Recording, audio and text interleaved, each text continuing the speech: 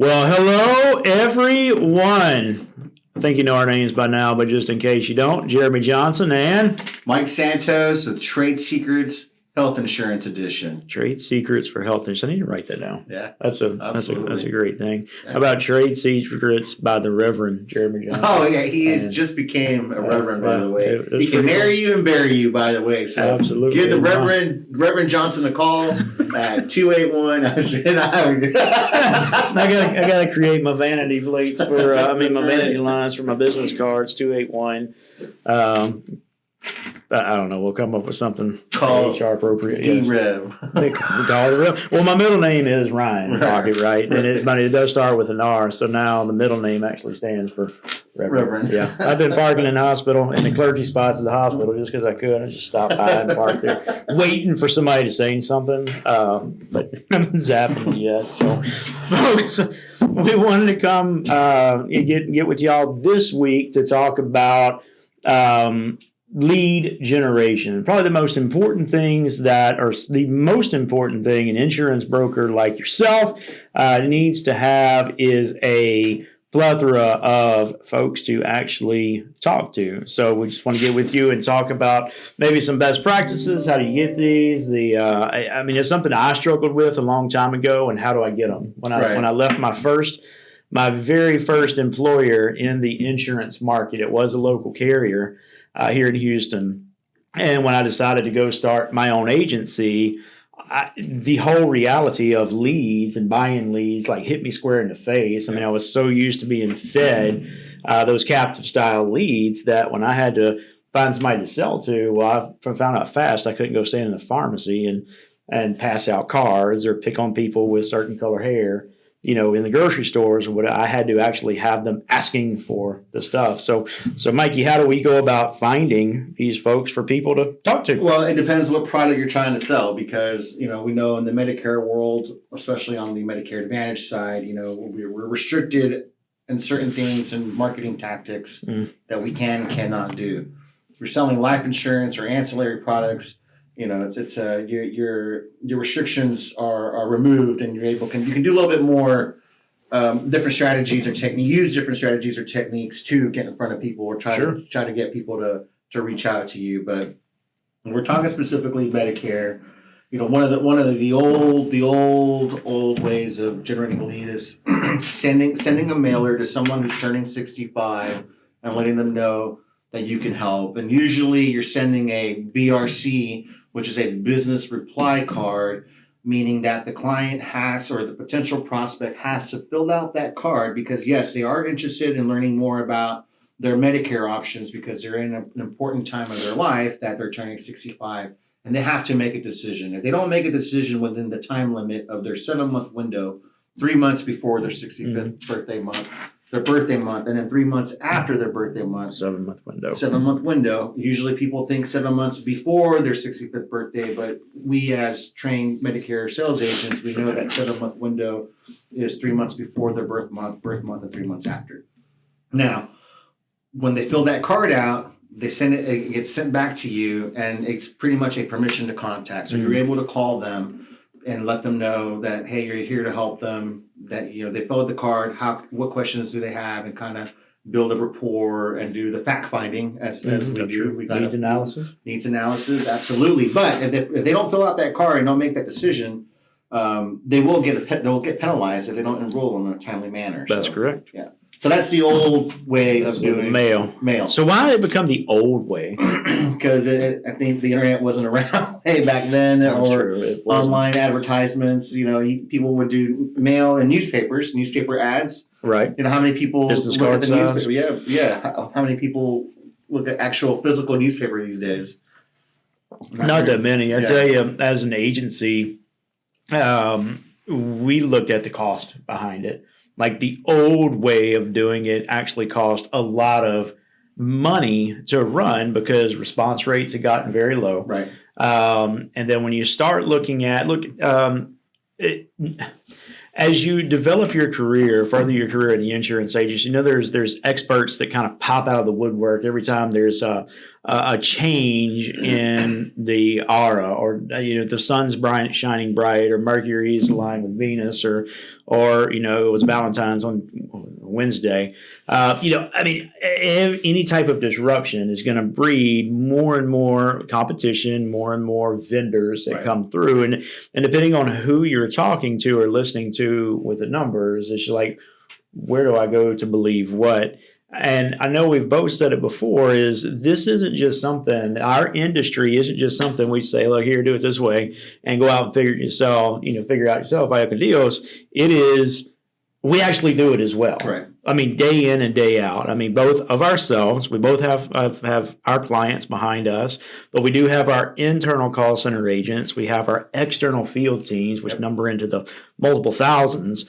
So, and we have to show all of these folks the same way. So with mail, it's not dead. Right. It's still a very viable thing, but instead of just looking at lead cost, I can buy leads $25. Hey, perfect. Who are you buying from? Let me see if maybe we can help get a discount. Right. Or maybe I might want to buy from too. I can get leads for $15. Are they shared? How old is the data? I can get them for 50 cents. Right. Okay. How ancient are those? Are they even still alive? Right. There's multiple things, but I don't want you to think of lead cost. I want you to think of cost per acquisition, or your sale cost, right? Because a $25 lead may actually cost you several $100s to actually sell when you look at how many you have to buy. So the lower CPA that you have, the better off you are, and we are through our programs to help you generate those leads. So mail, that's a high intent lead. Yes. It's just, it may not be a whole lot of them that are coming through. So can we door knock? For Medicare Advantage, we cannot door knock. Now, if you're selling a different product that's not regulated by the federal government, you can, but you want to be very careful about that. You want to make sure that you understand what the regulations are based on the products that you are trying to promote and sell. Wow. There's a lot of regulations. Disclaimer there.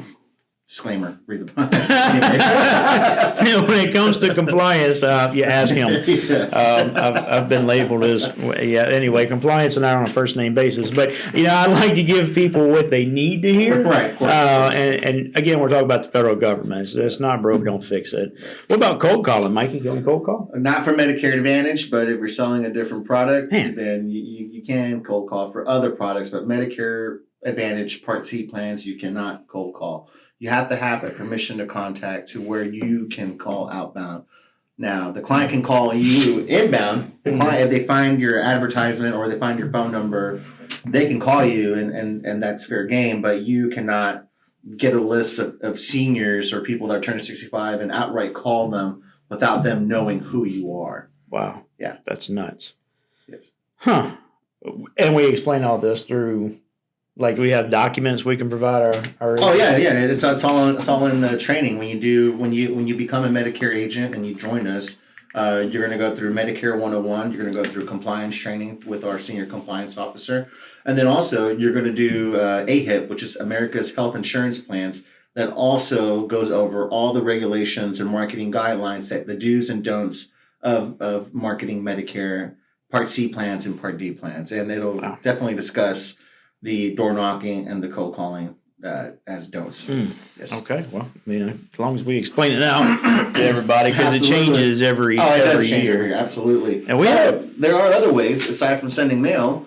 You can send personalized letters. We have agents, and you yourself have a great marketing piece that. Being the local agent, a great agent like yourself. We are recording this, right? Marketing piece. He said, "I have a great." Absolutely great marketing piece. Yeah, I'm not on his list anymore, but. Well, I wish we had a video to show him why. But so you not just a business reply card, but personalized letter, letting people know, because we do have a tool called the T65 app that gives you. Based on your zip code, it'll give you kind of like a map, a radius. You can do up to, I think it's 25 miles, 50 miles from your zip code, and it'll tell you who is turning 65, but it'll only give you a name, address, and how far out they're turning 65. It actually shows the most competitive plan in their area. Oh, that's right. On the MedSup side. On the MedSup side. That's right. So the lowest premium, I believe, right, on the Plan G. On a Plan G. Plan G. So that helps you kind of have a better conversation, or when you're mailing to them, you can have a plan of attack. You can talk about the MedSup. Oh, the lowest Plan G premium in our area is, and then I'm the local agent here that I've been. Jeremy has over 20 years of experience. Yeah. And so that's credibility. He'll have his license number on there, or his NPN. That way, people can look him up on the Texas Department of Insurance to show that he is a legitimate licensed insurance agent in the state of Texas. And then his phone number there to how they can reach him. And he's gotten pretty good responses from them. Yeah, no, it's out of 100, close 30% close ratio, and I don't have the opportunity to really work that the way it should be. We're talking about MedSups here. Right. Refresh my memory, Mikey, because our wonderful, amazing compliance officer is nowhere within earshot. Right. But can I door knock a MedSup? Technically, you can. Nice. Just yes or no. That's a yes. So this is black and white of the Medicare world. So here's the thing: if I sent the letter out to somebody and I can say, hey, I never refer to somebody as Mr. or Mrs. Santos whatsoever. I am the paid professional. I might be paid by you, might be paid by the insurance carrier. The thing is, my word's law in your house. So sorry for the attitude, but I take control of my clients like that. I'm going to do whatever they ask me to do. Right. Be it write them up or go jump in a lake. I'm going to do one of those two things that day. Okay. But I'm going to approach Mikey, Mr. Michael Santos, and hey, Mike, this is Jeremy. I just wanted to wish you a happy early 65th birthday. Congratulations, you've made it, type of thing. I'm sure your mailbox is chock full of all the information on every plan saying, pick me, pick me. That's right. And while you do have a ton of options, there's only one that's right for you. I'd like to schedule some time with you to go over what's going to be the correct option for you based on your needs and your budget, whether it be Advantage, blah, blah, blah, blah, blah, blah, MedSups. I focus on MedSups, but I'm opening the door, and then a week and a half later, I might go knock on his door just to make sure he received my letter. And Mikey's right. It doesn't have my picture on there. I don't make good pictures. But it does have, old-fashioned at the very top, from the desk of Jeremy Johnson. People from back in those days are familiar with that because that was the original inter-office memo. My dad had a stack of them on his desk, and I just used them like it was air. And I got in trouble for it. For using all of the stationery. But it also has, at the bottom, my license number, my phone number. It even shows my address on there. So people that live in Conroe may or may not be familiar with Monroe Court in Conroe 77302, especially if I'm marketing in my own neighborhood. I think I'm, besides the kids that live there, I'm the youngest person in my neighborhood. It's an much older established neighborhood. It's built like the 60s and 70s. I think some of the early 80s it was built, and there's new construction since it flooded twice. But the core house, the median age is 70s and 80s. Right. So when I mail out to them, they're going to be familiar with Monroe Court. Right. There's a lot of people turning 65 in just my 5-6 mile radius. If I open up to a 15 mile, I was actually amazed at how many people there were. So once I get in and establish that relationship that I'm your neighbor, right. The T65 app is amazing. I'm your neighbor. I live less than a quarter mile away from you. I help put your neighbor's cows back in their fence. Okay. We all know the same people here. Then I've got your Medicare taken care of, plus your prescription plan or hospital indemnity plus final expense.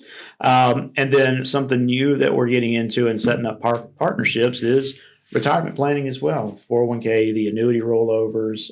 We are putting those in place as well to truly have, from your first breath to your last breath, all of your insurance products taken care of. That was a mouthful. That's awesome. Yeah. So mail, we'll still use mail from generic letters that talk about your turning 65 to personalized letters that I live in your neighborhood. I'm your local agent. I can help you with this important decision that you need to make when you turn 65. And that's all local. That's mailing out, but also mailings on if you're doing events. In the Medicare Advantage world, doing community events, whether it's educational, you're educating the public about Medicare and what is Medicare. That some of these folks, and which would be open to everybody, they're not, you want to target people turning 65 or on Medicare, but you're going to have people that are younger that are probably caretakers of parents who are 65 or about to turn 65, or maybe it's caretakers with their grandparents that are already on Medicare and they need to learn because they just took on taking care of their grandparents, and they want to know what is Medicare and see how they can help. Like, is my grandparents on the right plan? I need to understand this. So you'll get all kinds of people from all walks of life coming to your events. And the educational, it's not a sales seminar, but it's educational that can also help generate leads. And then you promote it by mailing as well. And then you can do informal sales events where you are promoting a specific company, insurance company.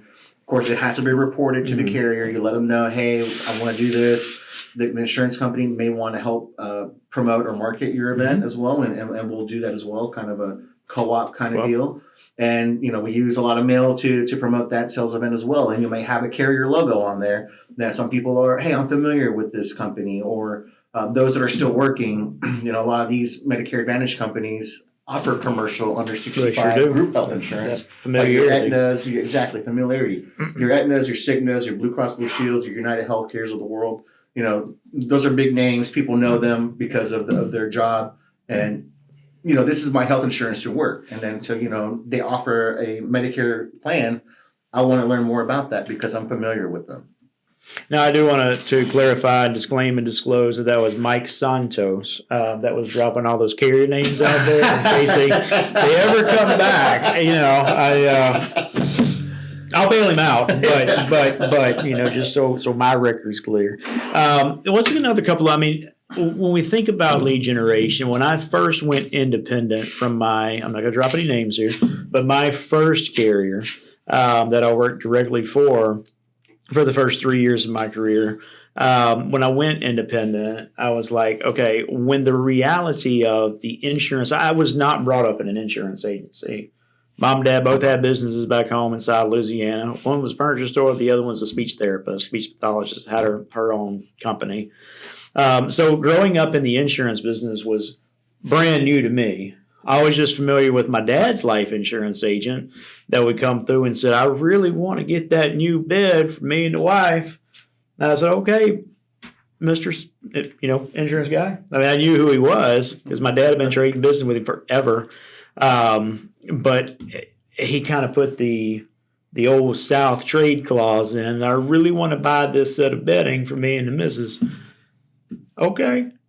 But I need to sell a policy first. Okay, how much policy do you need to sell? I had no idea about it. Man sold me $100,000 a GUL, Guaranteed Universal Life Policy. I think it was with American General back in the day, and that was my first insurance. I still have the thing to this day, but that's how I bought my first real piece of life insurance because I wanted to sell furniture, for my dad. And this guy was a good friend of the family. And then that's how it happened. So, living in Texas, the place is so big, the greater Houston area. I've got, friends, and I really no family outside of my kids that live here. But I always hated the mindset or the mentality of having to sell to your local warm market. And I know that some IMOs or FMOs, that's their thing. You have to buy your first policy, or you have to sell to 50 of your friends and family before we'll start allowing you to buy our leads. And I really do not like that mindset. Yeah, some of the life guys are like, I was like, you have people you can sell to right now. Pull out your phone. Mm-hmm. Out of all the contacts in your cell phone, who do you think would be interested in buying life insurance today? And so that's kind of an old strategy, old tactic to kind of get you started in the industry. Is like, okay, let me go call my mom, let me call my sister, let me call my brother, let me call my best friend or my circle of friends that that you know who's doing pretty good or who's not doing good. It's like, well, he has a family. He just bought a house. Or, he has assets that, hey, he needs to protect those. So, these are different techniques and strategies that on the life side really, really kind of promote that to get you started. You got to start somewhere, right? Because leads aren't cheap, as you say. Just because you buy one lead at $25 doesn't mean you're going to sell that lead. Yep. So, it's an investment. And when you're independent, and you have your independent agent, you have your own agency, you got to spend money to make money. And really invest in yourself to make it work. But you can't just call the lead once either, right? Oh my gosh, no. So, I can't tell. That's a whole horror story for another day. Yes. Of agents that have bought leads and got so upset saying nobody bought anything. And I say, let's walk through this. Right. Or how about I'll buy the leads back from you. You paid $20 a lead, I give you. You know what? I'll give you $20 for a lead. You bought 20. Here's some money. Just take it to the bank and cash it. You got PayPal, Zelle? I don't have Venmo. It costs too much. Yeah. Or what's the other one? Venmo. Cash App. PayPal. Well, I got PayPal. Apple Pay. But some of those do cost you money, or the recipient money. Right. Other ones just free. Zelle is completely free. Right. So I prefer here's $400. Buy or $800, whatever it was, and then turn around and out of those 20 leads, close 6 to 8 of them. Yep. Just by following a proven system of follow-up. These people aren't sitting around waiting for your phone call saying, Jeremy's about to call, Can I miss this call? Oh, thank God you called. That's right. I'm ready to buy right now. This plan I want. And if, I need that plus $25,000 in final expense life insurance, small affordable whole lot. I mean, they don't have the speech ready. You got to do some convincing and That's right. and hanging up. One of our new vendors is saying the average touch is 7 to 20 touches before action is taken. That's a lot of touches, y'all. So leads are expensive. Is once explained to me that leads are like inventory. And I tell you, my dad taught me this because, again, growing up in a furniture store, what do you have to have in that furniture store to sell? What's the big word that I'm looking for? Product. Which is also known as? Inventory. There you go. That's pretty good. Yeah. I was expecting at least 3 more. Okay. Oh, okay. All right. So inventory, absolutely. When you're an insurance broker, you got to have inventory to sell. That inventory, that is your lead buckets. Right. So we've gone over a couple of ways to generate those things, some that cost money, some that don't. Right. And I'm not saying by any means that if you're a brand new agent starting or struggling to find leads or don't want to put a lot of money into your lead generation, again, he just said it takes money to make money. But there are, I said approaching friends and family. I personally don't do that, and we will never make it a requirement that you have to go sell your mother-in-law and your sister-in-law X amount of policies, even if they're ex-sister-in-laws and mother-in-laws. We don't do that. That is low-hanging fruit, but there's a fine line. They know what you do, or they should know what you do, and if they're ready to take action, go for it. Unless you're that hardcore hunter-killer that's going to sell everybody that crosses their paths. You can, come across as a little Amway-ish here. Yeah, so, MLM-ish going on here. Yeah. So it's, there are ways, but there are also other ways. Provider relationships is a big one. So, I'm not good at speaking in public. Okay. Yeah, provider relationships, for those who are not, the lingo, it's working with doctors, offices, clinics, providers. Any type of provider. It doesn't have to be a primary care physician. No. Maybe it's a specialist or maybe even a dental provider. Yep. Because a lot of these plans that we offer have dental coverage within them. Sure do. And then we also have standalone dental plans that some of these dentists accept. And also your vision doctors, your ophthalmologists, your optometrists, they all accept insurance too. So, there's different providers. When we mean providers, it's kind of a general term to anyone that does healthcare services, from medical to dental to vision, even to hearing as well. So, and specialists. So, yeah, absolutely. Just wanted to kind of broaden that. Yeah, no, absolutely. Doesn't have to be everything you just said. You might hear most of it. Yeah. Hearing doctors. But I'm not good at speaking in front of people. I'm not good at cold calling. I think some of the most brilliant salespeople on the planet are door-to-door insurance salesmen. Okay, and we all know the one with the duck, right? So, those guys are genius. And you talk about thick skin to walk into business after business after business after business to get 3 people out of 400 in that day. Yeah. I mean, the resiliency is pretty strong, but there are agents that making a really healthy income Yes. with them, and a lot of them that are absolutely going broke. But they don't have a list to call from. Right. They just pull up to a shopping center and just start knocking on doors. Yeah. If I can reduce your employees' total health care costs, whatever. I've never done it. Yeah, it's more of a commercial sell, right? Right. Group sell, supplemental health, for small businesses that may not offer true traditional major medical coverage for their employees. This is another product that this is kind of how they go about generating leads, and they're going directly to businesses, and they're going from business to business. And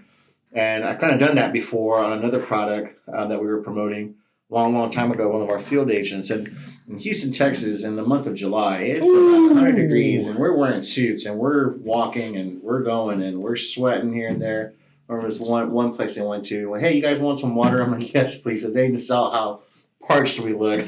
God. But, hey, but there's people out there doing it, and like Jeremy said, they're doing a really good job, and they're making a really good living off of it.